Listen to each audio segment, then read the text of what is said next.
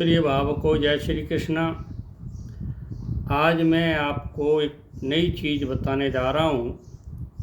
देखिए, हस्तरेखा में हमारे जीवन का सार छिपा होता है। अगर हम अच्छे काम करते हैं तो अच्छी रेखा बनती हैं, और बुरे काम करते हैं तो बुरी रेखा बन जाती हैं। इसलिए हमें अच्छे काम करने के लिए प्रेरित होना चाहिए। अब देखिए, आपको जीवन में श्रेष्ठता किस रेखा से प्राप्त होती है। श्रेष्ठता का मतलब है आप वास्तविक रूप में श्रेष्ठ होते हैं। मान सम्मान प्राप्त होता है आपकी योग्यता के कारण। आपके अंदर जो प्रतिभा है उसका मान सम्मान होता है। मान सम्मान आज के कलयुग के दौर में झूठा भी लोग करते हैं, परंतु आपका वास्तविक मान सम्मान किस रेखा से होता है इसकी जानकारी दे रहा हूँ। देखिए, ये छोटी उंगली कनिष्ठिका उंगली कहते हैं। इसकी एक ऊपर सीधी रेखा तीनों खंडों तक जा रही है तो आपकी श्रेष्ठता में वृद्धि होती है। आपको जीवन में श्रेष्ठता प्राप्त होती है। आपका मान सम्मान आपकी योग्यता के अनुसार हो रहा है, झूठा नहीं हो रहा है। अगर इस तरह की आपकी कनिष्ठिका उंगली में एक रेखा है तो आप समझ लीजिए आप श्रेष्ठ हैं। और देखिए, कलाकार, उत्तम कलाकार कौन होता है।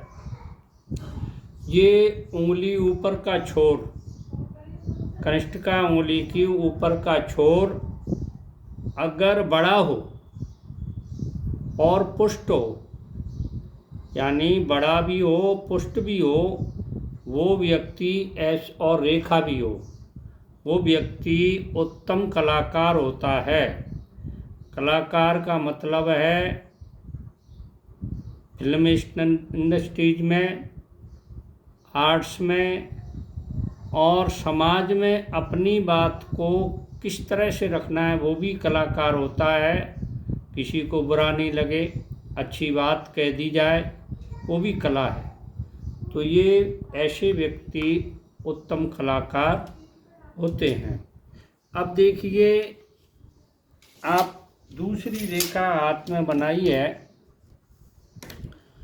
जीवन में मित्र होते हैं। देखिए, मित्र का होना अपने जीवन में परम आवश्यक है। मित्रता, एक तो निस्वार्थ जो मित्र होता है वही सच्चा मित्र होता है। स्वार्थी मित्र नहीं होता है। और स्वार्थ पूरा होगा जब तक आपका मित्र रहेगा। स्वार्थ खत्म, मित्रता खत्म। निस्वार्थ भाव से जो आपसे प्रेम करेगा वो आपके जीवन में हमेशा आपके सुख में, दुख में और भी कोई कार्य में वो खड़ा रहेगा। मंगल कार्य में भी खड़ा रहेगा। और आपके पास आपत्ति आ गई तो उस समय भी आपका सहयोग करेगा। उसको मित्र कहते हैं।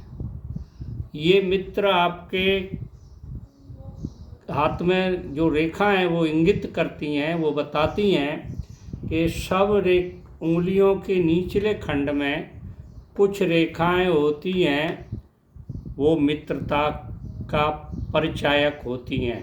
आपके मित्र होंगे और निस्वार्थ भाव के आपकी सहायता करने वाले मित्र होंगे। इस तरह की निचले खंड में, उंगलियों के निचले खंड में अगर आपकी रेखा है तो।